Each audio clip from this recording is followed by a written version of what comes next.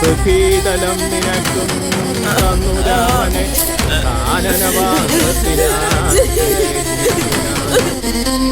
ഇന്നലെ വീട്ടിലില്ലായിരുന്നല്ലേ? മനസ്സിലായില്ല.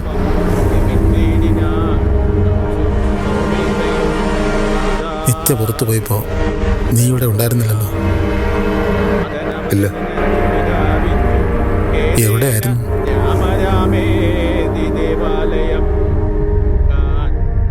അതെന്തിനാ നീ അറിയുന്നത്? വെറുതെ ചോദിച്ചെന്നേ ഉള്ളൂ.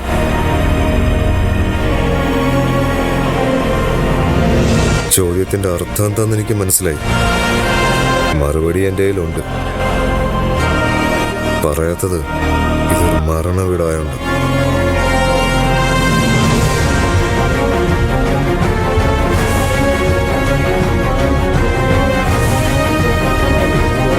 ഞാൻ കല്യാണം കഴിക്കായിരുന്ന പെൺകുട്ടിയാണ് മരിച്ചത്. അതിന്റെ വേദന എത്ര വലുതാന്ന് എനിക്കറിയും. ഈ തിരക്കൊക്കെ കഴിയുമ്പോൾ നമുക്ക് കാണാം. അന്ന് നിന്റെ സംശയം ഞാൻ തീർത്തു തരാം. പോരെ?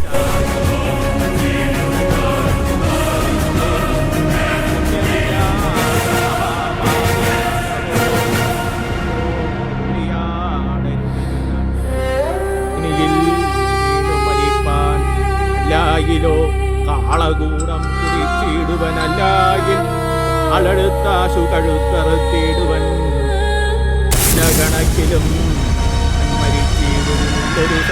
വന്നേ. എന്തിനാ? എനിക്ക് നിന്നോട് സംസാരിക്കാനുണ്ട്. പറഞ്ഞു. ഇവിടെ വെച്ച് വേണ്ട, ആളുകൾ ശ്രദ്ധിക്കും. അങ്ങോട്ട് മാറി നിൽക്കാം. കാര്യം എന്തെന്ന് പറയാമേ? ഇങ്ങോട്ട് വാടാ.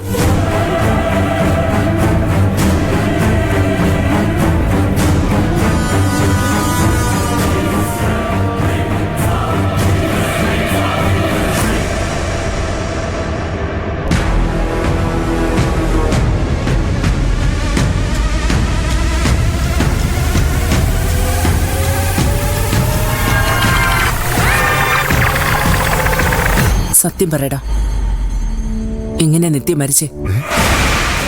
എനിക്കെങ്ങനെ അറിയാം? ശരത്തെ, എന്നോട് നുണ പറയണ്ട. എന്നെ എന്തിനാ സംശയിക്കുന്നത്? ഞാനൊരു തെറ്റും ചെയ്തിട്ടില്ല.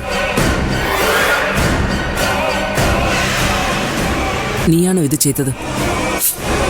അമ്മ വെറുതെ എന്റെ വായിലിരിക്കുന്ന കേൾക്കരുത് അമ്മ. ഞാൻ എന്തിനാ നിത്യ? അതെനിക്കെങ്ങനെ അറിയാം? ഞാനല്ല. ഉറപ്പാണോ? ഉറപ്പ്.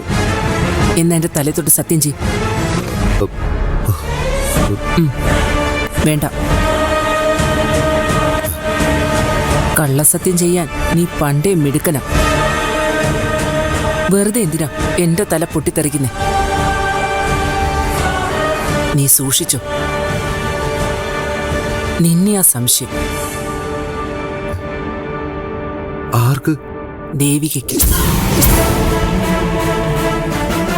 പൊന്നു മോനെ, ഈ മരണത്തിൽ നിനക്ക് എന്തെങ്കിലും പങ്കുണ്ടെങ്കിൽ നിന്റെ വിധി കണ്ടവരാരും ഉണ്ടാവില്ല. നിന്നെ പച്ചയ്ക്ക് കത്തിക്കും ദേവിക. കത്തിക്കാൻ ഇങ്ങോട്ട് വരട്ടെ, ഞാൻ കയ്യും കെട്ടി നിന്നു കൊടുക്കാം. നിന്റെ ഈ സ്വഭാവം ശരിയല്ലാത്തത്. നിന്റെ വാശി നിന്നെ നശിപ്പിക്കും. അമ്മയ്ക്ക് വേറെന്തെങ്കിലും പറയാനുണ്ടോ? ആത്മഹത്യയാണെന്ന് എനിക്ക് തോന്നുന്നില്ല. ആത്മഹത്യ ചെയ്യേണ്ട ഒരു സാഹചര്യവും ഇല്ലായിരുന്നല്ലോ. പിന്നൊരു സാധ്യത, അത് കൊലപാതകമാ. ആരങ്ങനെ ചെയ്യാനാ? അപ്പോഴാ സംശയം മുഴുവൻ നിന്റെ നേർക്ക് വരുന്നത്. അവൾ അങ്ങനെ പറഞ്ഞു? പറഞ്ഞു. എന്താ നിനക്കൊരു പരിഭ്രമം പോലെ? എനിക്കൊരു പരിഭ്രമവും ഇല്ല. അത് അമ്മയ്ക്ക് വെറുതെ തോന്നുന്നു. തെറ്റിയിട്ടുണ്ടെങ്കിൽ പേടിക്കണ്ടുള്ളൂ. ഈ വിഷയത്തിൽ ഞാൻ നിരപരാധിയാ. ഞാൻ വിശ്വസിക്കുന്നില്ല.